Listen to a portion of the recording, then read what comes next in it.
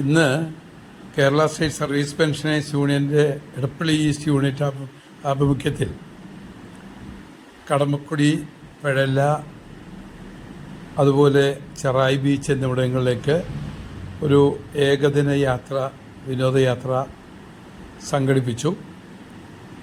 അതുപ്രകാരം ഇന്ന് രാവിലെ 10 മണിയോടെ പെഴല ഫ്ലൈ ഓവറിൽ എത്തുകയും അവിടെ നിന്ന് സേവിയേഴ്സ് ഫാം കീഴെ പ്രവർത്തിക്കുന്ന സേവിയേഴ്സ് ഫാമിലേക്ക് എത്തിച്ചേരുകയുണ്ടായി. ഇന്ന് ഉച്ചവരെയുള്ള ദിനം ഞങ്ങളെല്ലാവരും സേവിയേഴ്സ് ഫാമിലും അതിനോടനുബന്ധിച്ചുള്ള ബോട്ടിംഗ് ഉൾപ്പെടെയുള്ള വിനോദ നടപടികളിലേക്കുമാണ് പോയത്. ഇപ്പോൾ രാവിലെ തന്നെ ഒരു മിനി ബസ്സിലാണ് പാലാരിവട്ടത്തു നിന്ന് ആരംഭിച്ച് എടപ്പള്ളി, അതുപോലെ കുന്നുംപുറം ഭാഗങ്ങളിൽ നിന്നുള്ള പെൻഷൻ പ്രവർത്തകർ ഈ മിനി ബസ്സിൽ പെഴലയിലേക്ക് എത്തിച്ചേരുകയും അതുപ്രകാരം സേവിയേഴ്സ് ഫാമിൽ രാവിലെ എത്തിച്ചേർന്ന് അവിടെ നിന്ന് ലൈറ്റ് റിഫ്രഷ്മെൻറ്റ്സ് എല്ലാം കഴിച്ച് അങ്ങനെ ചായയും സ്നാക്സും ഒക്കെ തയ്യാറാക്കിയത് കഴിച്ച് അവിടെ കുറച്ച് നേരം ഫോട്ടോയും എല്ലാം എടുത്ത് അതിൻ്റെ ഉടമസ്ഥനായിട്ടുള്ള സേവ്യരേട്ടനെ ഞങ്ങൾ കണ്ടു. ഈ ഫാം നടത്തുന്ന സേവ്യരേട്ടൻ കടമക്കുടി പഞ്ചായത്തിൽ നേരത്തെ പ്രസിഡൻ്റായി, അതുപോലെ തന്നെ എടപ്പള്ളി ബ്ലോക്ക് പഞ്ചായത്തിൻ്റെ വൈസ് പ്രസിഡൻ്റായും എല്ലാം ഇരുന്ന വ്യക്തിത്വമാണെന്ന് മനസ്സിലായി. അദ്ദേഹത്തിൻ്റെ അടുത്ത് ഞങ്ങൾ ഒട്ടനവധി കാര്യങ്ങൾ ചോദിച്ച് മനസ്സിലാക്കി. അത്തരത്തിൽ കേരള സ്റ്റേറ്റ് സർവീസ് പെൻഷൻ്റെ പ്രവർത്തകർ ഏറ്റവും അടുത്തുള്ള ഈ പ്രദേശങ്ങൾ വിനോദയാത്രയ്ക്ക് തിരഞ്ഞെടുത്തത് എന്തുകൊണ്ടും ഉചിതമായി എന്ന് ബോധ്യപ്പെടുകയും അവിടെയുള്ള ടൂറിസം വികസനത്തിൽ ഒട്ടനവധി കാര്യങ്ങൾ നമുക്ക് തദ്ദേശീയരായിട്ടുള്ള ആളുകൾക്ക് അവിടെ ചെയ്യാനുണ്ടെന്ന് മനസ്സിലായി.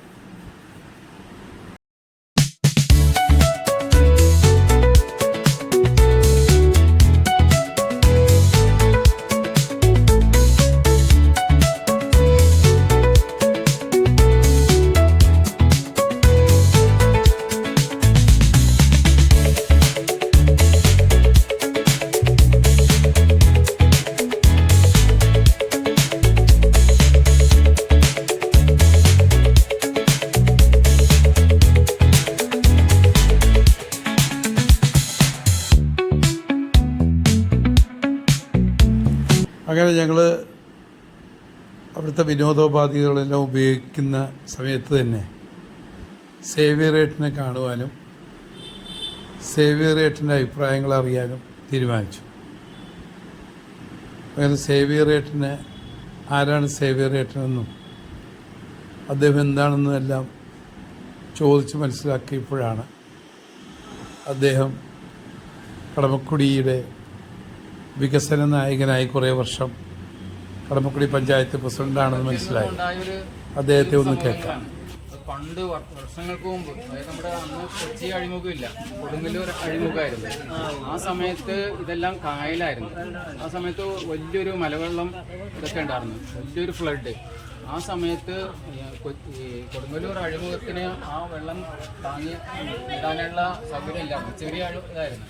ആ സമയത്ത് വെള്ളം ഇങ്ങോട്ട് ഒഴുകി ഈ കൊച്ചി കായലിലേക്ക് ഒഴുകി. അങ്ങനെ ഒഴുകി വന്നിട്ടാണ് ഈ നമ്മുടെ ഫോർട്ട് കൊച്ചിയിൽ ആ ഇപ്പോഴത്തെ പുതിയ അഴിമുഖം ഉണ്ടായത്. അങ്ങനെ പോണ വഴിക്ക് ഇവിടെ ഇങ്ങനെ കുറേ അതിൻ്റെ സ്ലിറ്റൊക്കെ വീണ് ഓരോ മലവെള്ളത്തിൻ്റെ ഓരോ സാധനങ്ങളൊക്കെ വീണ് അങ്ങനെ ചെറു ദ്വീപുകൾ ഇങ്ങനെ രൂപപ്പെട്ടതാണ്. അവിടെ ആളുകൾ പിന്നെ അവസാനം ആവാസ രാജഭരണകാലമാണ്. സമയത്ത് രാജാക്കന്മാർ ഇത് കരഭൂമി കുറേ പേർക്ക് ഇങ്ങനെ പാട്ടത്തിനൊക്കെ കൊടുത്ത് അങ്ങനെ അതിനകത്ത് ആളുകൾ താമസിച്ച് അങ്ങനെയാണ് ഈ പഞ്ചായത്തിൻ്റെ ആരംഭം. അതിന് ഞങ്ങളുടെ പഞ്ചായത്ത് ഉണ്ടായതിനു ശേഷം ആദ്യം ഒരു 14 വർഷം അന്ന് തെരഞ്ഞെടുപ്പൊന്നും ഇല്ലായിരുന്നു. ഒരാൾ 14 വർഷം സ്ഥിരം പഞ്ചായത്ത് പ്രസിഡന്റായിരുന്നു. അതിനുശേഷമാണ് ജോസഫ് മാഷ്, അതിനുശേഷം ടി.എ. ജോളി, അതിനുശേഷം 95-ൽ ഞാൻ, 95-ൽ 5 വർഷം ഞാനായിരുന്നു. അതിനുശേഷം ഞാൻ പിന്നെ ബ്ലോക്ക് പഞ്ചായത്തിൽ 10 വർഷം ഉണ്ടായിരുന്നു, വൈസ് പ്രസിഡന്റും പ്രതിപക്ഷ നേതാവൊക്കെ ആയിട്ട്. അങ്ങനെ ഇപ്പോൾ പഞ്ചായത്ത് വേറെ പാർട്ടി ഇങ്ങനെ ഭരിച്ചുകൊണ്ടിരിക്കുക. നമ്മുടെ പഞ്ചായത്ത് അന്ന് രൂപപ്പെട്ട ഒരു 14 ദ്വീപായിട്ടാണ് രൂപപ്പെട്ടത്. അത് ഇങ്ങനെ കാലക്രമേണ എല്ലാവരുടെയും പഞ്ചായത്തിലെ ആളുകളുടെയൊക്കെ ജനപ്രതിനിധികളുടെയൊക്കെ പ്രയത്നം മൂലം ഓരോ ദ്വീപും അതാത് എത്താവുന്ന മേഖലയിലേക്ക് ബന്ധപ്പെട്ടു.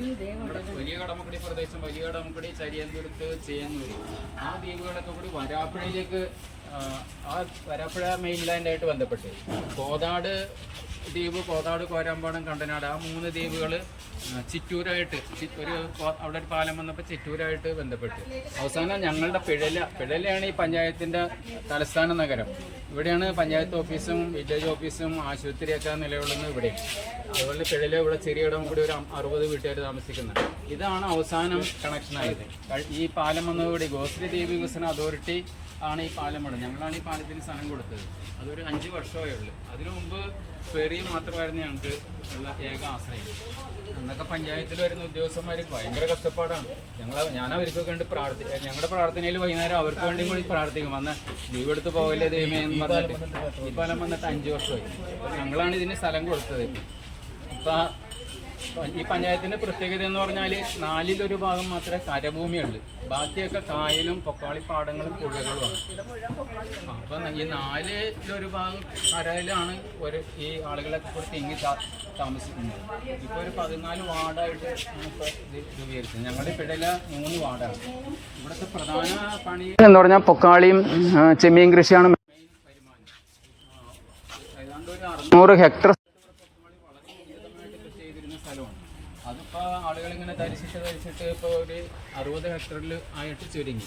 പക്ഷേ ഞങ്ങളെന്ന് പറഞ്ഞാൽ പണ്ട് തൊട്ട് എൻ്റെ അപ്പം കൃഷിക്കാരനായിരുന്നുകൊണ്ട് അതിങ്ങനെ കണ്ടിന്യൂ ചെയ്ത് പോവുകയാണ്. ഞാൻ പഠിച്ച് ലൈവോളയിൽ പഠിച്ച് എനിക്ക് ഡൽഹിയിൽ സാരിറ്റസിൻ്റെ ഒരു ജോലിയൊക്കെ കിട്ടിയതാണ്.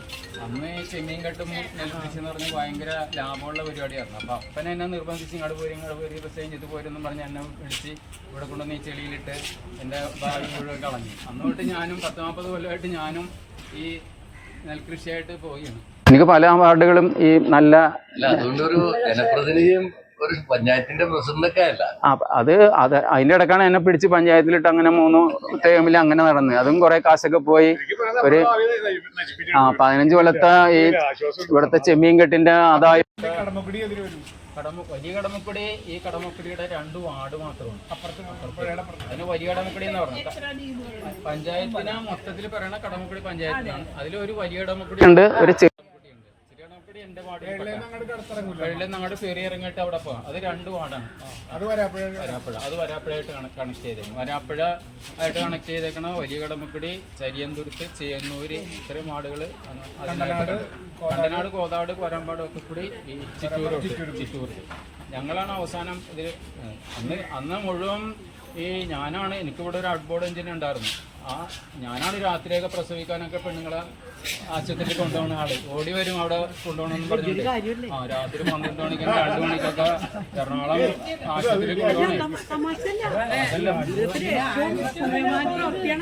ഇത് അന്ന് ഞാൻ പഞ്ചായത്തിൽ വന്നപ്പോ ഈ പദ്ധതി രേഖ എഴുതുമല്ലോ. അന്ന് ആളുകൾക്ക് വേണ്ടിയാണ് നമ്മൾ ആ പദ്ധതി രേഖ സമർപ്പിച്ചേക്കണം. ഈ പാലത്തിന് സ്ഥലത്തിൻ്റെ ആവശ്യം വന്നു കഴിഞ്ഞപ്പോൾ ഞങ്ങൾ ഓട്ടോമാറ്റിക്കായിട്ട് അഡ്വാൻസ് പൊസിഷൻ കൊടുത്തു. കാരണം കണക്ഷൻ ആകട്ടെ എന്നുള്ള രീതിയിൽ.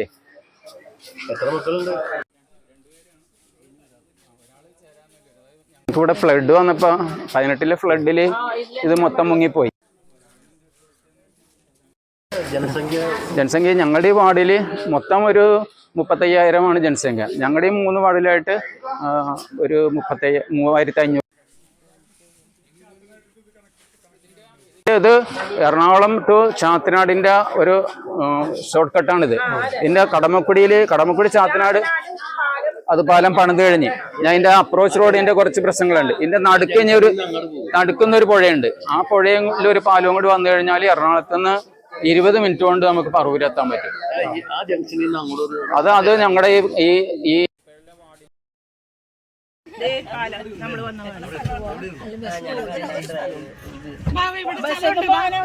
ചെറിയ റോഡുകളാണ്.